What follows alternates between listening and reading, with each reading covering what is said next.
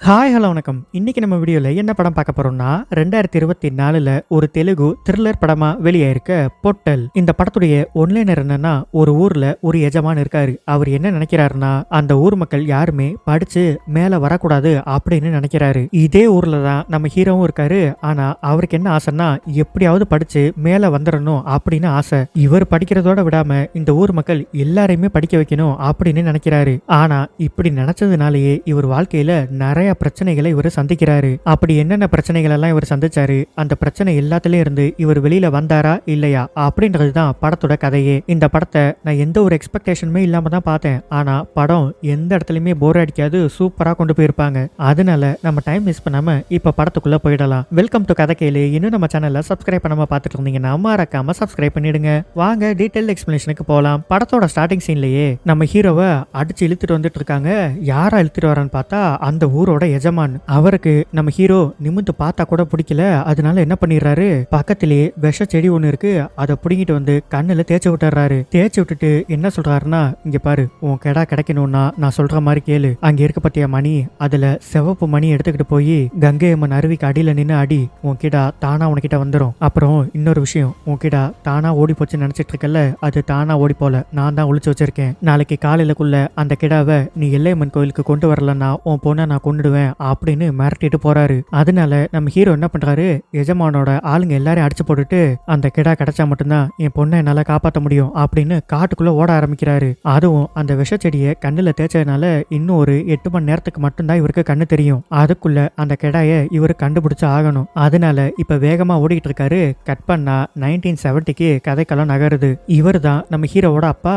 இவருக்கு இப்ப குழந்தை பிறக்க போகுது. பிறந்தது ரெட்டை குழந்தை. குழந்தைங்க எல்லாம் நல்லா இருக்கு. ஆனா அவங்க அம்மா இறந்து போயிடுறாங்க. இவரு ஒரு ஆடு மேய்க்கிறவரு. ஆடையும் மேய்ச்சிக்கிட்டு அப்படியே சைட்ல குழந்தைங்களையும் வளர்க்குறாரு. ஒருத்தனோட பேரு பெரியசாமி, இன்னொருத்தனோட பேரு சின்ராசு. இவங்க ஊர்ல அப்போதைக்கு 2 ஜாதி இருந்திருக்கு. ஒன்னு எஜமான் ஜாதி, இன்னொன்னு இது மாதிரி ஏழைங்க ஜாதி. இவங்க எப்படி வாழணும், என்ன பண்ணணும்ன்றத எஜமான் தான் முடிவு பண்ணுவாரு. இவங்க ஊர்ல செழுமையை பார்த்தே ஒரு 4-5 வருஷம் ஆச்சு.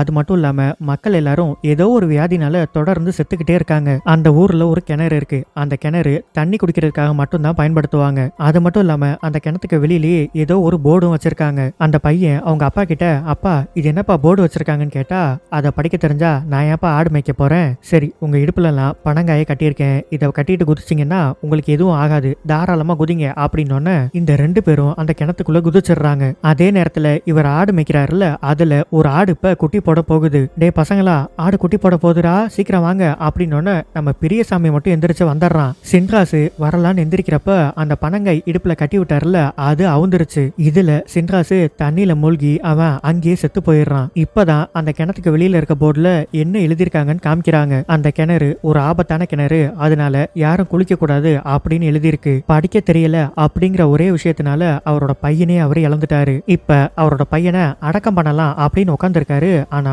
ஊர் மக்கள்லாம் வந்து, இந்தாப்பா எல்லையம்மனோட கிடா, எப்படி இனிமே நீ தான் இதை வளர்க்கணும் அப்படின்னு சொல்லி கொடுத்துட்டு போறாங்க. இது என்ன எல்லையம்மன் கிடான்னா, இந்த ஊர்ல பல வருஷத்துக்கு முன்னாடி இதே மாதிரி நோய் வந்து நிறைய பேர் இறந்து போயிருக்காங்க. அப்ப இந்த ஜமீன் குடும்பம்லாம் இருக்குல்ல, அவங்களுக்கு தான் சாமி வரும். அதே மாதிரி அப்ப இருந்த ஜமீனுக்கு சாமி கனவுல வந்து ஒரு விஷயத்த சொல்லியிருக்கு. என்னன்னா 12 வருஷத்துக்கு ஒரு ஆடை வளர்க்கணும். 12வது வருஷம் முடியும் போது திருவிழா அன்னைக்கு அந்த ஆடை எனக்கு நீங்க பலி கொடுக்கணும். அப்படி நீங்க தொடர்ந்து செஞ்சுக்கிட்டே வந்தீங்கன்னா உங்களுக்கு எந்த தீங்கும் வராம நான் பாத்துக்கிறேன் அப்படின்னு சொல்லியிருக்கு. ஒரு 2-3 12 வருஷத்துக்கு இத கரெக்டா பண்ணிக்கிட்டே வந்திருக்காங்க. ஆனா கடைசி 2 தடவையா திருவிழாக்கு 3 நாளைக்கு முன்னாடி அந்த ஆடு செத்து போயிருச்சு. இன்னொரு தடவை 10வது வருஷத்திலேயே அந்த ஆடு செத்து போயிருச்சு. மறுபடியும் இவங்க ஊரு வறட்சி அடைய ஆரம்பிச்சிருச்சு. இப்போ ஒரு ஆடை வந்து கொடுத்துட்டு போனாங்கல்ல, இந்த ஆடு தான் இப்ப இவங்களுக்கு இருக்க கடைசி நம்பிக்கை. இதே இவங்க 12 வருஷம் பத்திரமா வளர்க்கணும். அதுக்காக தான் நம்ம ஹீரோவோட அப்பா கிட்ட கொண்டு வந்து கொடுத்துட்டு போயிருக்காங்க. அடுத்த நாள் அந்த ஊர் தாசில்தார் வந்து, எல்லாரும் ஏதோ நோயில சாகுறீங்களாமே, உங்க ரத்தத்தெல்லாம் பரிசோதனை பண்ணணும் அப்படின்னு சொல்லி பிளட் சாம்பிள்ஸ் எல்லாம் எடுத்துட்டு போறாரு. போற வழியிலேயே நம்ம ஹீரோவோட அப்பா பாக்குறாரு. பார்த்துட்டு, என்னப்பா உன்னோட சின்ன பையன் இறந்துட்டானாமே, என்னாச்சு? அந்த குளத்துல குளிச்சுக்கிட்டு இருந்தான், அப்ப தெரியாம செத்து போயிட்டான். என்னது, அந்த குளத்துல குளிச்சானா? யோ, அதுலதான் குளிக்க கூடாதுன்னு வெளியிலே போர்டு வச்சிருக்காங்கல்ல, எங்க படிச்சிருந்தா தெரியும், உன் பெரிய பையனையாவது நல்லா படிக்க வை அப்படின்னு திட்டிட்டு போறாரு. அன்னைக்கு முடிவு எடுக்கிறாரு, தன்னோட பையனை எப்படியாவது படிக்க வச்சிடணும்னு. ஆனா இதுலயும் ஒரு சிக்கல் இருக்கு. என்னன்னா ஸ்கூலுக்கு எஜமானோட பசங்க மட்டும்தான் படிக்க போகணும். இவங்கெல்லாம் ஏழை ஜாதி இல்ல, அதனால இவங்களெல்லாம் ஸ்கூலுக்குள்ளேயே விட மாட்டாங்க. இவங்க அப்பாவும் டீச்சர் கிட்ட எவ்வளவோ கெஞ்சி பாக்குறாரு. ஆனா அவர் என்ன சொல்றாருன்னா, இங்க பார்ப்பா, எதா இருந்தாலும் நீ ஜமீன் கிட்ட போய் பேசிக்க சரியா அப்படின்ட்டு போயிடுறாரு. இப்பதான் நமக்கு எஜமானோட கதை என்னன்னு காமிக்கிறாங்க. நான் முன்னாடியே சொன்ன மாதிரி இவங்க ஃபேமிலிக்கு தான் சாமி வர்றதுனால இந்த ஊர் மக்கள் எல்லாருமே எஜமானோட குடும்பத்தை ஒரு தெய்வமா பாக்குறாங்க. ஆனா இப்ப கரண்ட்ல இருக்க எஜமானுக்கு சாமி வரவே மாட்டேங்குது. என்ன பிரச்சனைன்னு யாருக்குமே தெரியல. சரி இவனுக்கு ஒரு கல்யாணத்தை பண்ணி வைப்போம், இவனோட வாரிசுக்காவது சாமி வருதா இல்லையான்னு பாப்போம் அப்படின்னு இவருக்கு ஒரு கல்யாணத்தையும் பண்ணி வைக்கிறாங்க. ஆனா இவர் எப்படிப்பட்ட ஆள்னா அந்த ஊர் மக்கள் யாரும் நல்லாவே இருந்துடக்கூடாது, முன்னேறி வந்துடக்கூடாது அப்படின்னு நினைக்கிறவரு. இவங்க வைஃப் என்ன சொல்றாங்கன்னா, உன் மேல ஏன் சாமி வர மாட்டேங்குதுன்னு இப்பயாவது புரிஞ்சுக்கோ. உங்க தாத்தன் முப்பாட்டன் எல்லாம் இந்த ஊருக்கு நல்லது நினைச்சாங்க, நீ கெட்டது மட்டும்தான் நினைக்கிற, அப்புறம் எப்படி அந்த சாமி உன் மேல வரும் அப்படின்னு கேட்டா அதுக்கு ஒரு பிளாஷ்பேக்கை காமிக்கிறாங்க. இவர் சின்ன பிள்ளையா இருந்தப்போ இவங்க எஜமான் ஃபேமிலி அப்படின்றதுனால இவங்களுக்கு கீழே தான் எல்லாருமே உட்காந்துருப்பாங்க, நிமிந்து கூட பார்க்க மாட்டாங்க. அப்ப படிச்சவர் ஒருத்தர் அந்த ஊருக்கு வந்திருக்காரு. அவர் படிச்சவர் அப்படின்ற ஒரே காரணத்தினால இவரோட அப்பா அவருக்கு மரியாதை கொடுத்திருக்காரு. ஏன்னா அவர் ரொம்ப நல்ல மனுஷன். அதை சின்ன பிள்ளையா இருந்து பார்த்த இவருக்கு பொறுத்துக்கவே முடியல. இவன் எப்படா நம்ம அப்பா கூட உட்காந்து சாப்பிடலாம், நம்ம அப்பாக்கு சரிசமமா இருக்கலாம்னு அன்னைக்கு முடிவு பண்ணிருக்காரு. இந்த ஊர்ல எவனையுமே நம்ம படிக்க விடக்கூடாதுன்னு. இப்படி இருக்க ஒரு எஜமான் கிட்ட தான் நம்ம ஹீரோவோட அப்பா இவனை ஸ்கூல்ல சேர்த்துக்க அனுமதி கொடுங்கன்னு சொல்லி கேட்க வந்திருக்காரு. வந்து கேட்டதுக்கு இவர் என்ன சொல்றாருன்னா, கெடாய பத்திரமா வரலன்னு உனக்கிட்ட அமிச்சா புள்ள படிப்பாதுன்னு சும்மா சுத்திக்கிட்டு இருக்கியா, கெடா எங்கடா? ஐயா அது வீட்டுல பத்திரமா தான் இருக்கு. ஓ பத்திரமா தான் இருக்கா? அப்படின்னா நான் கோயிலுக்கு போய் ஒரு திருத்த வாங்கிட்டு வந்தேன், அதை போய் அந்த ஆடு மேல தெளிச்சிட்டு வரியா? சரியா கொடுங்கன்னு கேட்டா, நீ போக கூடாது, உன் பையன் தான் போகணும் அப்படின்னு அவன் கையில செம்ப கொடுத்து அவனை இங்க இருந்து அமுச்சு விட்டுறாரு. அவனை அமுச்சு விட்டுட்டு, ஏன்டா உனக்கு எவ்வளவு தைரியம் இருந்தா உன் பையனை படிக்க வைக்கணும்னு என்கிட்டயே வந்து கேப்ப அப்படின்னு அடிச்சடிச்சு அவரை கொன்னே போட்டுறாரு. பக்கத்துல இருக்கவன் என்ன சொல்றான்னா, ஐயா இவரு அம்மனோட கிடாய வளர்க்கிறவரு, இவரை நீங்க தான் அடிச்சு கொண்டுட்டீங்கன்னு தெரிஞ்சா ஊர் மக்கள்லாம் ரொம்ப கோவப்பட்டுருவாங்க, அதை எப்படி சமாளிக்கணும்னு எனக்கு தெரியும்டா அப்படின்னு சொல்லிட்டு இருக்கப்ப கரெக்டா நம்ம ஹீரோ அந்த இடத்துக்கு வந்துடுறாரு. வந்து பார்த்தா அவங்க அப்பா செத்து போய் கிடக்குறாரு. ஆனா எஜமா அடிச்சுதான் தான் அப்பா செத்தா அப்படின்ற விஷயம் இன்னமும் இவருக்கு தெரியாது. இப்ப அந்த எஜமா என்ன பிளான் பண்றாருன்னா, எனக்கு சாமி வந்துருச்சுன்னு ஊர்ல இருக்க எல்லார்கிட்டையும் போய் சொல்றா அப்படின்னு இப்ப இவரு பொய் சாமி ஆட போறாரு. அதுலயும் சாமி வந்து என்னென்ன சொல்றாருன்னா, இவருக்கு எதெல்லாம் தேவையோ அதெல்லாம் சாமி சொல்ற மாதிரி சொல்லிட்டு இருக்காரு. இங்க பாருங்கடா, இனிமே எவனும் ஸ்கூலுக்கு படிக்க வரணும்னு நினைக்க கூடாது, எஜமானோட நிலத்தை உழுகணும்னு நினைக்க கூடாது, அப்படி நினைச்சீங்க அவனை மாதிரி ரத்தம் கேக்கி செத்துருவீங்க அப்படின்னு நம்ம ஹீரோவோட அப்பாவை காமிக்கிறாரு. இதையெல்லாம் பார்த்துட்டு ஊர் மக்களும் இனிமே நீங்க என்ன சொல்றீங்களோ அதே கேக்குறோம் அப்படின்னு சொல்லிடுறாங்க. இங்க கட் பண்ணி டைட்டில் போடுறாங்க. இந்த ஆடை வளர்த்தது யாரு? நம்ம ஹீரோவோட அப்பா. இப்ப அவரே செத்து போனதுனால இந்த ஆட்டை வளர்க்கறது நம்மளோட பொறுப்பு அப்படின்னு அந்த ஊர் மக்கள் எல்லாரும் பார்த்து பார்த்து அந்த ஆட்டை வளர்க்க ஆரம்பிக்கிறாங்க. நம்ம எஜமா எப்பெல்லாம் சாமி வந்து ஆடுறாரோ அப்ப நம்ம ஹீரோ அங்க வந்து இவர் உண்மையான சாமி ஆடல, பொய் சாமி ஆடுறாரு அப்படின்னு சொன்னா அந்த ஊர் மக்கள் யாருமே நம்ப மாட்டேங்கிறாங்க. இப்படி வருஷங்கள் ஆகிட்டே இருக்கு. அந்த கிராமத்துல எந்த பிரச்சனையும் சரியான பாடே இல்ல. இன்னமும் மக்கள் வியாதியால செத்துக்கிட்டே தான் இருக்காங்க. இப்ப நம்ம ஹீரோவே வளர்ந்து வந்துட்டாரு. கடைசியில அந்த ஊர் மக்கள் எல்லாரும் சேர்ந்து நம்ம ஹீரோவை என்னன்னு சொல்லிட்டாங்கன்னா, இவன் ஒரு பைத்தியம், இப்படிதான் கடவுள் இல்ல அது இல்லன்னு சொல்லிக்கிட்டே இருப்பான், இவனை யாரும் நம்பாதீங்க அப்படின்னு சொல்லிடுறாங்க. இந்த ஊரே இவரை பைத்தியக்காரன் அப்படின்னு சொன்னாலும் நம்ம ஹீரோக்கு ஜங்கு அப்படின்னு ஒரு ஃப்ரெண்ட் இருக்காப்ல, இவர் மட்டும்தான் நம்ம ஹீரோ என்ன சொன்னாலும் நம்புவாரு. அந்த தாசில்தார் வந்து பிளட் சாம்பிள்ஸ் எல்லாத்தையுமே எடுத்துட்டு போனார்ல, அவர் திரும்பவும் ரிப்போர்ட்டோடையும் நிறைய மருந்தும் கொண்டு வராரு. ஆனா எஜமானு தாசில்தார வழியிலேயே மறைச்சு, இங்க பாரு இந்த ஊர் மக்களுக்கு நீ மருந்தெல்லாம் கொடுக்க கூடாது சரியா, வேணா அந்த கையில இருக்க பாம்ப்ளேட்டை மட்டும் கொடுத்துட்டு போ, ஏன்னா அவனுங்களுக்கு படிக்க தெரியாது அப்படின்னு சொல்லி அமுச்சு விடுறாரு. நம்ம தாசில்தாருமே ஊர் மக்கள் கிட்ட வந்து, இங்க பாருங்கப்பா உங்க எல்லாருக்கும் வந்துட்டு இருக்குது காலாரா நோய், அதுல இருந்து எப்படி தப்பிக்கணும்னு இந்த பாம்ப்ளேட்டை பார்த்து படிச்சு தெரிஞ்சுக்கோங்க அப்படின்னு சொல்லி கொடுத்துட்டு போறாரு. அங்க இருக்க யாருக்குமே படிக்க தெரியாது. இவங்க எல்லாரும் அந்த பேப்பரை வடை சாப்பிட்றதுக்கு யூஸ் பண்ணிக்கிட்டு இருக்காங்க. நம்ம ஹீரோ அந்த வழியா நடந்து போயிட்டு இருக்கப்ப எதுக்கு எஜமா வராரு. நம்ம ஹீரோ அவரை பார்த்து முறைக்கிறாரு. டேய் நில்லுடா, என்னடா என்ன பார்த்தே முறைக்கிற? ஆமா நான் சாமி ஆடுறது பொய்ன்னு ஊரு பூரா சொல்லிக்கிட்டு இருக்கியாமே, கடைசியா நீ என்ன பேர் வாங்குற? பைத்தியக்காரன்னு ஒரு பேரை வாங்கியிருக்க. எவ்வளவு தைரியம் இருந்தா உங்க அப்பன் ஏன் முன்னாடியே வந்து உன்னை படிக்க வைக்கணும்னு என்கிட்ட கேட்டிருப்பான், அதனால தான்டா உங்க இனத்தை சேர்ந்த யாருமே படிக்க விடாம நான் பண்ணேன் அப்படின்னு நம்ம ஹீரோவை போட்டு அடிக்கிறாரு. உன்னை அடிச்சா கூட இந்த ஊர்ல தண்ணி கொடுக்கறதுக்கு ஒரு பய வரமாட்டான், அதனால பார்த்து ஜாக்கிரதையா இரு அப்படின்னு அடிச்சு போட்டுட்டு போறாரு. அந்த ஊர் மக்கள் யாருமே என்ன ஏதுன்னு கூட வந்து பார்க்கல. கரெக்டா இந்த நேரம் தான் நம்ம ஹீரோயின் அங்க வராங்க. அவங்க வந்து நம்ம ஹீரோக்கு அடிபட்டிருக்க இடத்துல எல்லாம் அவங்க ட்ரெஸ்ஸை கிழிச்சு ரத்தம் வராத மாதிரி கட்டி விட்டுட்டு தண்ணியும் கொடுத்துட்டு அங்கிருந்து கிளம்பி போறாங்க. போறதுக்கு முன்னாடி நீ சொல்றதெல்லாம் உண்மைன்னு எனக்கு நல்லாவே தெரியும் அப்படின்னு சொல்லிட்டு போயிடுறாங்க. இவருக்கு அதுல இருந்து யார் அந்த பொண்ணு, எங்கிருந்து வந்தா, அதுவும் இல்லாம நம்மள நம்புறேன்னு வர சொல்லிட்டு போறா அப்படின்னு யோசிச்சுக்கிட்டே இருக்காரு. அடுத்த நாள் அவங்களே வந்து நம்ம ஹீரோ கிட்ட, என்னப்பா காயெல்லாம் ஆறிடுச்சா? அதெல்லாம் ஆறிடுச்சு. ஆமா, நீங்க என்ன நம்புறேன்னு சொன்னீங்கல்ல, அவன் பொய் சாமி தான் ஆடுறான்னு உங்களுக்கு எப்படி தெரியும்? ஓ, அதை கேட்கறதுக்கு தான் என்கிட்ட பேசுறியா? அப்ப என்கிட்ட தனியா பேசுறதுக்கு உனக்கு எதுவுமே இல்ல அப்படின்ட்டு சிரிச்சுக்கிட்டே அங்க இருந்து போயிடுறாங்க. நம்ம ஹீரோயினோட ஃப்ரெண்ட்ஸ் எல்லாரும் இந்த விஷயத்த ஹீரோயினோட அண்ணன் கிட்ட சொல்லிடுறாங்க. அவருக்கு இதுல எல்லாம் பெருசா இஷ்டம் கிடையாது. இவங்க அண்ணன் இருக்காருல்ல, அவரு நைட்டு பார்ல உட்காந்து சரக்கு அடிச்சுக்கிட்டு இருக்காரு. நம்ம ஹீரோயினும் எங்க அண்ணனை காணோன்னு கரெக்டா தேடிக்கிட்டு இங்க வந்துடுறாங்க. அங்க வந்து பார்த்தா அவர் போதையில மயங்கி கிடக்குறாரு. இவங்க அண்ணன் ஃப்ரெண்ட்ஸ் நம்ம ஹீரோயின் கிட்ட பிரச்சனை பண்ணிட்டு இருக்காங்க. நம்ம ஹீரோவும் அந்த இடத்துல தான் உட்கார்ந்து இருக்காரு. ஆனா அவருக்கு சண்டைனா கொஞ்சம் பயம். அவர் எந்திரிச்சு போகவே மாட்டேங்கிறாரு. நம்ம ஹீரோயின் அவங்க அண்ணனை இப்ப கை தாங்கல கூட்டிட்டு போயிட்டு இருக்காங்க. இவரும் பின்னாடியே போறாரு. சரி, இப்பயாவது வேற ஏதாவது பேசுவாருன்னு பார்த்தா அப்பையும் அவன் சாமி ஆடுறது பொய்ன்னு உனக்கு எப்படி தெரியும் அப்படின்னு அதையே தான் கேட்டுக்கிட்டு இருக்காரு. என்ன நீ இதே கேட்டுட்டு இருக்க? போ, எங்க அண்ணனை நானே கூட்டிட்டு போய்க்கிறேன் அப்படின்னு கோச்சுக்கிட்டு போயிடுறாங்க. சரி சரி, நான் வேற ஏதாவது கேட்கிறேன், அட்லீஸ்ட் உங்க பேரையாவது சொல்லிட்டு போங்கன்னு கேட்டா நீயே கண்டுபிடிச்சுக்கோடா அப்படின்னு போயிடுறாங்க. அதனால நம்ம ஹீரோ என்ன ஐடியா பண்றாரு, நம்ம ஹீரோயினோட ஃப்ரெண்டுக்கு ஒரு பாட்டில் ஃபுல்லா லட்டை வாங்கி கொடுத்து எப்படியோ நம்ம ஹீரோயினோட பேரை தெரிஞ்சுக்கிறாரு.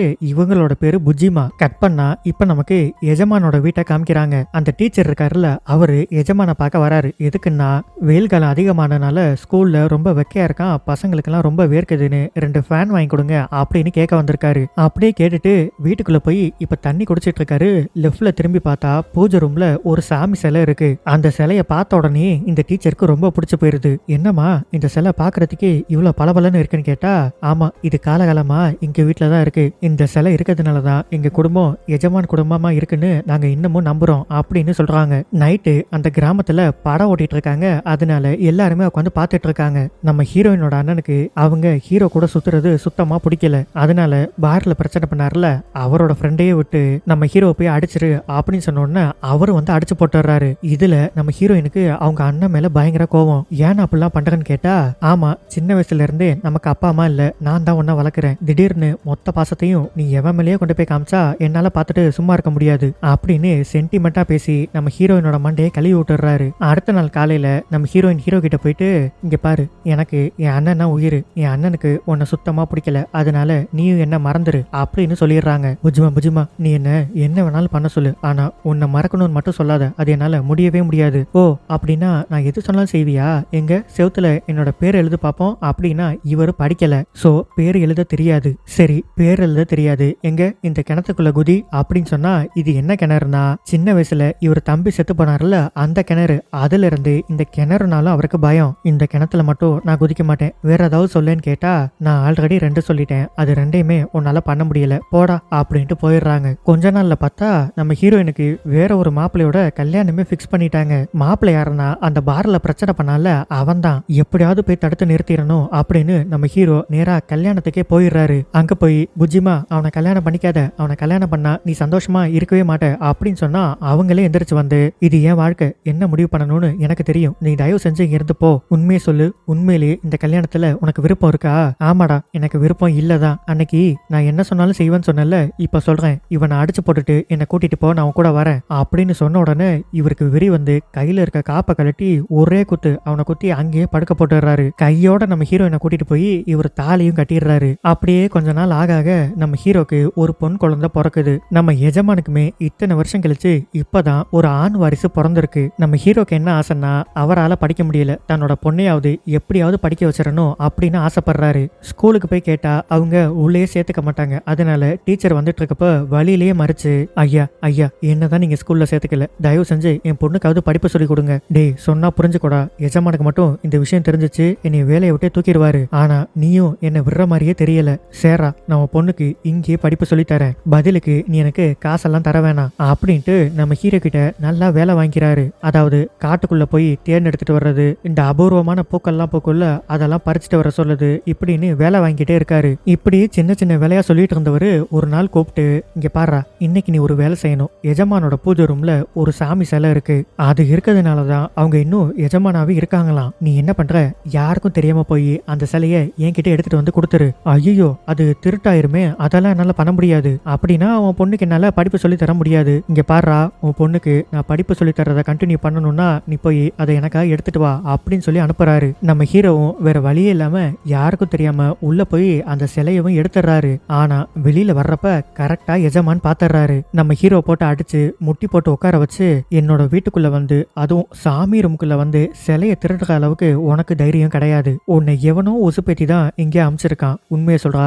யார் உனக்கிட்ட இந்த வேலையை சொன்னான்னு கேட்டா நம்ம ஹீரோ சொல்லவே மாட்டேங்கிறாரு. நீ இப்படியெல்லாம் கேட்டா சொல்ல மாட்ட அப்படின்னு 2 பெரிய சைஸ் நாயை விட்டு கடிக்கவே விட்டுறாரு. ஆனா அப்பயுமே நம்ம ஹீரோ ஒரு வார்த்தை கூட திறக்க மாட்டேங்கிறாரு. சொல்ல மாட்டல்ல, கடைசி வரைக்கும் நீ சொல்ல மாட்டல, சரி நீ எந்திரிச்சப்போ உன்னை எவன் இங்க அனுப்புனான்னு நானே கண்டுபிடிச்சுக்கிறேன் அப்படின்னு சொல்லிடுறாரு. நம்ம ஹீரோவும் டீச்சர் கிட்ட போயிட்டு இது மாதிரி நான் எடுக்க போனேன் ஆனா மாட்டிக்கிட்டேன். ஓ மாட்டிக்கிட்டியா, சரி இன்னைக்கு மாட்டிக்கிட்டா என்ன, இன்னொரு நாள் நல்லா பிளான் பண்ணி போய் அந்த சிலையை எனக்காக எடுத்துட்டு வா, அதுக்கப்புறமா உன் பொண்ணுக்கு நான் படிப்பு சொல்லித்தரேன் அப்படின்ட்டு சைக்கிள் எடுத்துட்டு கிளம்புறாரு. இத எஜமானோட ஆளுங்க பாத்துறாங்க.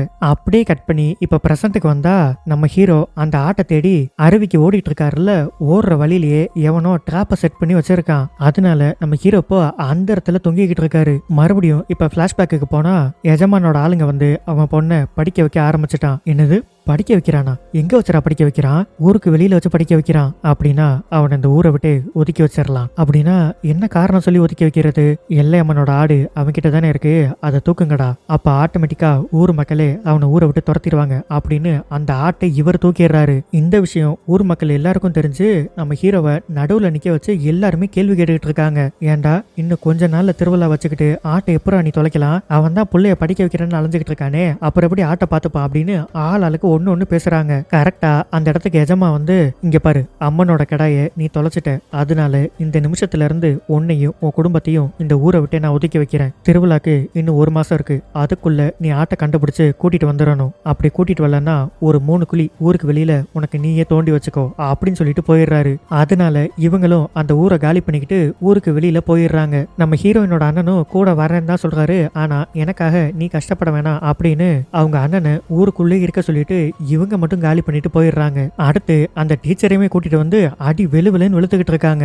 ஏண்டா உனக்கு எவ்வளவு தைரியம் இருந்தா என் வீட்டு சிலை மேல நீ ஆசைப்பட்டிருப்ப, அன்னைக்கு அவனை கூட்டிட்டு வந்து யார அவனை சிலை எடுக்க சொல்லி அனுப்புனா அப்படின்னு நான் எல்லாம் கடிக்க விட்டு கேட்டு பார்த்தோம், ஆனா அவன் உன் பேரை சொல்லவே இல்லடா அப்படின்னு சொன்ன உடனே நம்ம டீச்சருக்கு மனசே கேட்கல. என்னடா அவன் நாய் கடி வாங்கியுமே நம்மள மாட்டி விடாம இருந்திருக்கானே அப்படின்னு நேரா டீச்சர் கிளம்பி நம்ம ஹீரோவோட வீட்டுக்கே வராரு. டேய் ஏன்டா அப்படி பண்ண, நாய்க்கடி வாங்கியும் என் பேரை ஏன்டா சொல்லாம இருந்த, எங்களை பொறுத்த வரைக்கும் வாத்தியார்னா தெய்வம் மாதிரி, தெய்வத்தை யாராவது காட்டி கொடுப்பாங்களா அப்படின்னு கேட்ட உடனே இது வரைக்கும் டீச்சரு நம்ம ஹீரோவை தொட்டிருக்கவே மாட்டாரு. ஆனா இப்ப பக்கத்துல வந்து தொட்டு டேய் நான் சொல்லித்தரேன்டா, உன் பொண்ணுக்கு நான் படிப்பு சொல்லித்தரேன், உன் பொண்ணுக்கு மட்டும் இல்ல இந்த ஊர்ல இருக்க எல்லா குழந்தைங்களுக்கும் நான் படிப்பு சொல்லித்தரேன்டா அப்படின்னு நம்ம வாத்தியாரு டோட்டலா சேஞ்ச் ஆகிடுறாரு. ஆனா ஒரு விஷயம்டா, நீ அந்த ஆட்டை தொலைச்சிட்டேன்னு நான் கேள்விப்பட்டேன், திருவிழா முடியறதுக்குள்ள நீ அந்த ஆட்டை கண்டுபிடிக்கலன்னா அந்த ஆளு உன்னை எப்படியும் கொன்னுடுவான், உன்னை மட்டும் இல்ல உன் குழந்தையும் கொன்னுடுவான், அப்படி கொண்டுட்டான்னா உன் குழந்தைக்கு என்னால படிப்பு சொல்லித்தர முடியாம போயிடும். நீ ஒண்ணு பண்ணு, எப்படியாவது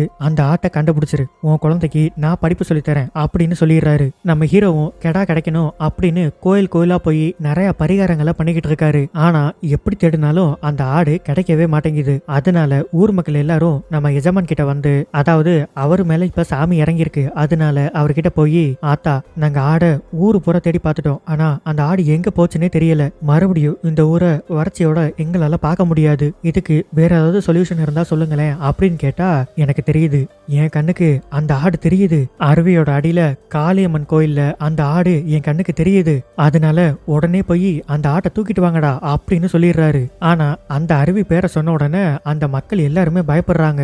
ஏன்னா அந்த அருவி பக்கம் போன யாருமே இது வரைக்கும் உயிரோட திரும்பி வந்ததே இல்லையா. அந்த ஊர் மக்களே என்ன யோசிக்கிறாங்கன்னா இப்ப நம்ம ஹீரோவையும் அங்க அனுப்ப முடியாது, ஏன்னா அவனுக்கும் இப்ப குடும்பம்னு ஒண்ணு இருக்கு, அப்படின்னா அந்த ஆட்டை யாராலையுமே திருப்பி கொண்டு வரவே முடியாது, நம்ம ஊரு மறுபடியும் வறண்டு போகத்தான் போகுது அப்படின்னு இவங்களே மனசு தேத்திக்கிட்டு போயிடுறாங்க. ஆனா இந்த விஷயம் நம்ம ஹீரோக்கு தெரிய வந்துருது. ஆடு அங்கதான் இருக்குன்னா நான் போய் எடுத்துட்டு வரேன், வேண்டாம் நீ அங்க போக வேண்டாம், அங்க போன யாருமே இது வரைக்கும் உயிரோட திரும்பினதே கிடையாது, நாங்க எல்லாரும் இந்த ஆடு கிடைக்க போறது இல்லைன்னு மனசு தேத்திக்கிட்டோம், அதனால நீ விட்டுடு அப்படின்னு சொல்லிட்டு ஊர் மக்கள் போயிடுறாங்க. கட் பண்ணி பிரசன்ட்டுக்கு வந்தா நம்ம ஹீரோ அந்த இடத்துல தொங்கிட்டு இருந்தாருல, அந்த கயிறு இப்ப ஆட்டோமேட்டிக்கா அந்த விழுந்துருது. அதனால மறுபடியும் அவர் அந்த அருவியை நோக்கி ஓட ஆரம்பிக்கிறாரு. கட் பண்ணி பிளாஷ்பேக்கு வந்தா நம்ம ஹீரோயின் இருக்காங்கல்ல, அவங்களே தன்னோட பொண்ணை கூட்டிக்கிட்டு இப்ப எஜமானோட வீட்டுக்கு போறாங்க. அவங்களும் போய் எங்களை இந்த ஊருக்குள்ள நீங்க விட வேணாம், ஆனா இவளை மட்டும் படிக்க அனுப்புங்களேன் அப்படின்னு சொல்லி கேட்க போயிருக்காங்க. ஆனா அதுக்கு அவரு இவ இந்த ஊருக்குள்ள படிக்க கூடாதுன்னு தான் அவளை ஊரை விட்டு நான் ஒதுக்கி வச்சேன். ஆனா அதுக்காகவே திரும்பவும் என் வீட்டு முன்னாடி வந்து நிக்கிற. தெரியும் அஜமா, நீங்க இப்படிதான் பேசுவீங்கன்னு எனக்கு நல்லாவே தெரியும். ஏன்னா உங்க உண்மையான சுயரூபம் சின்ன வயசுல எனக்கு தெரியும் அப்படின்னு சொல்றாங்க. என்ன காரணம்னா நம்ம ஹீரோயின் சின்ன வயசுல எஜமானோட வீட்டுல தான் வேலை செஞ்சிருக்காங்க. சோ அப்பையில இருந்து இவர் எப்படிப்பட்ட ஆளுன்னு அவங்களுக்கு நல்லாவே தெரியும். அது மட்டும் இல்லாம நம்ம ஹீரோவோட அப்பாவை அடிச்சு கொன்னது இவரு தானும் இவங்களுக்கு தெரியும். இந்த நாள் வரைக்கும் நீங்க தான் அவனோட அப்பாவை அடிச்சு கொண்டீங்கன்னு அவனுகிட்ட நான் சொன்னதே கிடையாது. சொன்னா அவன் என்ன பண்ணுவான்னு எனக்கு நல்லாவே தெரியும். அவன் மட்டும் கையில இருக்க காப்பை கலட்டினா நீங்க உயிரோட இருக்க மாட்டீங்க. ஏண்டி எவ்வளவு தைரியம் இருந்தா என் வீட்டுக்கு வந்து என்னையே மிரட்டுவ அப்படின்னு சாட்டையாலேயே அடிச்சு மறுபடியும் ஊரை விட்டு வெளியில துரத்திடுறாரு. நம்ம ஹீரோயின் ஹீரோ கிட்ட போயிட்டு, இங்க பாருங்க, நம்ம பொண்ணோட படிப்புக்காகத்தான் இந்த ஊருக்குள்ள நான் போனேன். ஆனா சாட்டையால அடிச்சு என்ன வெளியில துரத்திட்டாங்க. இப்ப சொல்றேன், நம்ம பொண்ணு அந்த ஸ்கூல்ல தான் படிக்கணும். நாளைக்கு நீ என்ன பண்ணுவியோ ஏது பண்ணுவியோ எனக்கு தெரியாது. நம்ம பொண்ணு அந்த ஸ்கூலுக்குள்ள இருக்கணும் அப்படின்னு சொன்ன உடனே இவருமே நம்ம பொண்ணு நாளைக்கு அந்த ஸ்கூல்ல இருக்கும், என்ன நடந்தாலும் நான் பாத்துக்கிறேன் அப்படின்னு அடுத்த நாள் தன்னோட பொண்ணை கூட்டிக்கிட்டு இவர் பாட்டுக்கு ஊருக்குள்ள போயிடுறாரு. ஊர் மக்கள்லாம் கத்தி கடப்பாருன்னு எல்லாத்தையும் தூக்கிக்கிட்டு நம்ம ஹீரோவையும் அவர் குழந்தையும் துரத்திக்கிட்டு இருக்காங்க. நம்ம ஹீரோவும் அவரால் முடிஞ்ச எல்லாரையும் அடிச்சு போட்டுட்டு ஸ்கூலுக்குள்ள கொண்டு போயிடலான்னு போகும்போது ஒரு பெரிய கல் எடுத்து அந்த சின்ன பொண்ணு மண்டையில அடிச்சிடுறாங்க. அந்த பொண்ணுக்கு தலையில இருந்து ரத்தமா ஊத்திக்கிட்டு இருக்கு. சரி, நமக்கு பொண்ணு தான் முக்கியம் அப்படின்ட்டு இவரே ஊரை விட்டு வெளியில வந்துடுறாரு. ஆனாலும் இறக்கப்பட்டு கொஞ்சம் ஊர் மக்கள் மட்டும் அங்க வந்து, இங்க பார்ப்பா, உன் பொண்ணு இப்ப படிச்சு என்ன பண்ண போறா, நீ எல்லையம்மனையும் எஜமானியும் பகச்சுக்காதப்பா அப்படின்னு சொல்லிட்டு இருக்கும்போது அந்த காலராக்காக ஒரு பேம்ப்ளெட் கொடுத்தாங்கல்ல, அதை எடுத்து இந்த பொண்ணு படிக்குது. அதுல என்ன போட்டிருக்குன்னா, கெட்டுப்போன உணவை சாப்பிடக்கூடாது, வாமிட் வந்தா உடனே ஹாஸ்பிட்டல் போயிடணும் அப்படின்லாம் போட்டிருக்கு. இதெல்லாம் இந்த ஊர் மக்களுக்கு நடந்திருக்கு. ஆனா இதெல்லாம் காலரானாலதான் நடக்குதுன்னு தெரியாமையே நிறைய பேரை இவங்க சாகடிச்சிட்டாங்க. ஐயோ, இது இவ்வளவு பெரிய நோயும் தெரியாமையே நம்ம குடும்பத்தார்களையே கொண்டுட்டோமே. அப்படின்னா படிப்பு எந்த அளவுக்கு முக்கியம்னு இப்பதான் அந்த ஊர் மக்களுக்கே புரிய ஆரம்பிக்குது. பிரசன்ட்ல நம்ம ஹீரோவும் இப்ப அந்த அருவிக்கு பக்கத்துல வந்து நின்னுறாரு. இங்க டீச்சரு அந்த ஊர் மக்களுக்கு பாடம் நடத்தவும் ஆரம்பிச்சிடுறாரு. ஆனா நம்ம ஹீரோக்கு தண்ணினா பயம் இல்ல, அவருக்கு குதிக்கிறதுக்கு இன்னும் பயம் போகவே இல்லை. பிளாஷ்பேக்கு போனா ஊர் மக்களுக்குமே எஜமான் மேல இருந்த மரியாதை கொஞ்சம் கொஞ்சமா குறைய ஆரம்பிக்குது. இத குறைய விடக்கூடாது அப்படின்னு, டேய் ஊர் மக்கள்கிட்ட போயிட்டு நாளைக்கு திருவிழாக்குள்ள அவன் ஆட்டை கொண்டு வரலன்னா இந்த ஊர்ல ஒரு பலி விழுகுன்னு போய் சொல்லுடா, அப்பதான் அவனுங்க எல்லாம் பயப்படுவானுங்க அப்படின்னு போய் சொல்லவும் சொல்லிடுறாரு. அதே மாதிரி அவரும் போய் ஊர் மக்கள் எல்லார்கிட்டையும் இந்த விஷயத்த சொல்லிடுறாரு. அதனால மறுபடியும் ஊர் மக்கள் எல்லாரும் நம்ம ஹீரோ மேல பயங்கர கோபமாயிடுறாங்க. இவன் ஆட்டை தொலைச்சதுக்கு நம்மள ஒருத்தர் எதுக்காக சாகணும், அவனை போட்டு அடிங்கடா அப்படின்னு நம்ம ஹீரோவை போட்டு அடிச்சுக்கிட்டு இருக்காங்க. அப்ப நம்ம ஹீரோயினோட அண்ணன் இருக்காருல்ல, அவரு தான் வந்து நம்ம ஹீரோவை காப்பாத்தி கூட்டிட்டு போறாரு. கூட்டிட்டு போய் என்ன பண்ணிடுறாரு, எஜமானோட ஆளுங்க கிட்டே விட்டுட்டு வந்துடுறாரு. இவர் எதுக்காக இப்படி ஒரு நம்பிக்கை துரோகத்தை பண்ணாருன்னா, தன்னோட தங்கச்சி தான் ஆசைப்பட்ட பையனை கல்யாணம் பண்ணிக்காம இவனை கல்யாணம் பண்ணிக்கிட்டானே அப்படின்னு இன்னமும் இவருக்குள்ள கோபம் இருந்திருக்கு. அது மட்டும் இல்லாம இவனை கல்யாணம் பண்ணிக்கிட்டதுனாலதான் நம்ம தங்கச்சியை ஊரை விட்டே ஒதுக்கி வச்சுட்டாங்க அப்படின்னு அவருக்கு நம்ம ஹீரோ மேல கோபம் அதிகமா இருந்துகிட்டே இருந்திருக்கு. அதுக்கு பழி வாங்குறதுக்காக தான் இப்படி ஒரு காரியத்தை இவர் பண்ணியிருக்காரு. சோ இதுக்கப்புறம் தான் ஸ்டார்டிங்ல நடந்த எல்லா சீனுமே வருது. அந்த விஷச்செடி எடுத்து கண்ணில் தேய்ச்சிருப்பாருல, அந்த சீன்லாம் இப்பதான் வருது. அப்படி இப்ப பிரசன்ட்டுக்கு வந்தா ஒரு வழியா நம்ம ஹீரோ தைரியத்தை வளர்த்துக்கிட்டு நம்ம பொண்ணோட படிப்புக்காக அந்த ஆட்டை நம்ம கண்டுபிடிச்சே ஆகணும்னு அருவி மேல இருந்து கீழே குதிச்சிடுறாரு. இந்த பக்கம் திருவிழாவும் இப்ப ஆரம்பிச்சிருச்சு. இவரு கரெக்டா அந்த ஆடெல்லாம் கட்டி இருக்க இடத்துக்கு போயிட்டாரு. ஆனா கொஞ்சம் கொஞ்சமா இவருக்கு கண்ணு தெரியாம போயிடுது. சோ இது இவரோட ஆடு அப்படின்னு இவரால கண்டுபிடிக்க முடியல. ரொம்ப நேரமா தேடிக்கிட்டே இருக்காரு, இவரால கண்டுபிடிக்க முடியலன்னு இவருக்கு நம்பிக்கை சுத்தமா போயிடுது. அப்பதான் இவருக்கு ஒரு விஷயம் ஞாபகம் வருது. இவரோட பொண்ணு இருக்குல்ல, அந்த பொண்ணு அந்த ஆட்டோட கால்ல ஒரு சிவப்பு துணியை கட்டி விட்டுருக்கும். அது இவருக்கு ஞாபகம் வந்து அந்த ஆட்டோட கால்ல ஏதாவது சிவப்பு துணி இருக்குமான்னு பாக்குறாரு. கரெக்டா ஒரு ஆடு அங்க நிக்குது. அப்பாடா, ஒரு வழியா ஆட்டை கண்டுபிடிச்சிட்டோம் அப்படின்னு அந்த ஆட்டை தூக்கிட்டு நேரா திருவிழா நடக்கிற இடத்துக்கு வராரு. ஆனா அதுக்குள்ளேயே எஜமா என்ன பண்ணிடுறாரு, அவன் கண்டிப்பா ஆட்டோட வரமாட்டான், இன்னைக்கு அவனோட பொண்ணை தான் நான் பலி கொடுக்க போறேன் அப்படின்னு ஒரு பெரிய அருவாள் எடுத்து அந்த பொண்ணோட கழுத்துல வெட்டலான்னு போகும்போது டப்புன்னு அங்க கட் பண்ணிடுறாங்க. அப்படி இப்ப நமக்கு அதுக்கு முத நாள் நைட்டு என்ன நடந்துச்சுன்னு சொல்லி காமிக்கிறாங்க. எஜமா எல்லையம்மனுக்கு முன்னாடி போய் நின்னுட்டு, இங்க பாரு, உன் பேரை சொல்லிதான் இந்த கௌரவத்தையே நான் சம்பாதிச்சிருக்கேன், உன் பேரை சொல்லிதான் அந்த வேலைக்கார நாய்களை ஸ்கூலுக்குள்ளேயே விடாம பண்ணியிருக்கேன். இப்ப திடீர்னு ஒருத்த வந்து என் பொண்ணை அந்த ஸ்கூல்ல படிக்க வைக்கணும்னு சொன்னா எப்படி நான் விடுவேன்? அதனால இந்த முறை அவன் பொண்ணே உனக்கு நான் பலி கொடுக்க போறேன், முடிஞ்சா நீ தடுத்துக்கோ அப்படின்னு சாமி கிட்டே சவால் விட்டுட்டு போறாரு. இத அந்த ஊர் மக்கள் பாத்துறாங்க. சோ இப்பதான் எஜமானோட சுயரூபமே அவங்களுக்கு தெரிய வருது. திருவிழா அன்னைக்கு இவரு சாமி மாதிரி வேஷம் போட்டுட்டு இருக்காருன்னு ஊர் மக்களுக்கு நல்லாவே தெரியும். ஆனா அவரை நம்ப வைக்கிறதுக்காக இன்னமும் சாமி கும்பிடுற மாதிரியே இவரை பார்த்து கும்பிட்டுக்கிட்டு இருக்காங்க. அந்த ஊர்ல என்ன வழக்கம்னா சாமி வந்தவங்க சாட்டையால அடிச்சுக்கணும். சரி இவரும் சாட்டையால அடிச்சுக்கலாம் அப்படின்னு அடிக்கிறாரு. சாட்டையில புல்லா முள்ள குத்தி வச்சிருக்காங்க. எஜமானுக்கு ஏன்டா அப்படி பண்ணானுங்கன்னு ஒண்ணுமே புரியல. இவருக்கே இப்ப என்ன தோணுதுன்னா ஒருவேளை நம்ம நடிக்கிறோன்னு இவனுங்க கண்டுபிடிச்சிட்டானுங்களோ அப்படின்னு தோணுது. ஊர் மக்களுமே இப்ப எஜமான அட்டாக் பண்ண ஆரம்பிச்சிடுறாங்க. சரி இதுக்கு மேலேயும் நம்ம லேட் பண்ண கூடாது அப்படின்னு அந்த சின்ன பொண்ணை தரதரன்னு இழுத்துட்டு வந்து அங்கே ஒரு அருவா மாதிரி இருக்கு, அதால வெட்டலான்னு போறாரு. ஆனா எப்படியும் இவர் இந்த அருவால தான் தூக்குவாரு அப்படின்னு ஊர் மக்கள் தெரிஞ்சுக்கிட்டு அந்த அருவால தூக்குனாருன்னா ஒரு வேல் வந்து இவர் கழுத்திலேயே சொருகிற மாதிரி ஒரு டிராப்பை செட் பண்ணி வச்சிருக்காங்க. ஆனா அதை எப்படியோ அந்த ஆளு கண்டுபிடிச்சிட்டான். அதனால அருவால கட்டியிருந்த அந்த கயிறை அவுத்துட்டு அந்த சின்ன பொண்ணை வெட்டலான்னு போறப்போ அங்க வானத்துல இருந்து சரட்டுன்னு ஒரு மின்னல் மாதிரி வந்து அந்த மரத்துல அடிச்சு அந்த வேலு ஆட்டோமேட்டிக்கா வந்து அவரோட கழுத்துல குத்திடுது. சோ இப்பதான் உண்மையிலேயே சாமி வந்து அந்த ஊர் மக்களை காப்பாத்திருக்கு. அது மட்டும் இல்லாம இப்பதான் அந்த ஊர்ல மழையும் பெய்யுது. அப்படி ஒரு வாரத்துக்கு அப்புறம் என்ன நடக்குதுன்னு சொல்லி காமிக்கிறாங்க. நம்ம ஜமீனோட பையன், ஹீரோவோட பொண்ணு எல்லாருமே சமமா உட்காந்து இப்ப ஸ்கூல்ல படிச்சுக்கிட்டு இருக்காங்க. அந்த கிளாஸ் ரூம்லயே தான் நம்ம எஜமானியும் இப்ப படுத்த படுக்கையா வச்சிருக்காங்க. அவரு மனசுக்குள்ளே என்ன சொல்றாருன்னா என்னால என் பையனும் அவன் பொண்ணும் ஒரே கிளாஸ்ல உட்காந்து படிக்கிறத தாங்கிக்கவே முடியல, இதையெல்லாம் பார்த்துக்கிட்டு உயிரோட இருக்கிறதுக்கு நான் செத்தே போயிருவேன் அப்படின்னு சொல்லிட்டு செத்தே போயிடுறாரு. நம்ம ஹீரோக்கும் அந்த விஷச்செடி தடவுனதுல கண் பார்வை சுத்தமா போயிடுது. என்னதான் அவரோட கண் பார்வை போனாலும் அந்த ஊர் மக்களோட கண்ணை இவர் திறந்து வச்சுட்டாரு. அப்படியே கட் பண்ணி இந்த படத்தை முடிச்சிட்டாங்க. இந்த படம் கண்டிப்பா உங்களுக்கு பிடிச்சிருக்கும்னு நினைக்கிறேன். இதே மாதிரி அடுத்த ஒரு இன்ட்ரெஸ்டிங்கான மூவில உங்களை சந்திக்கிறேன்.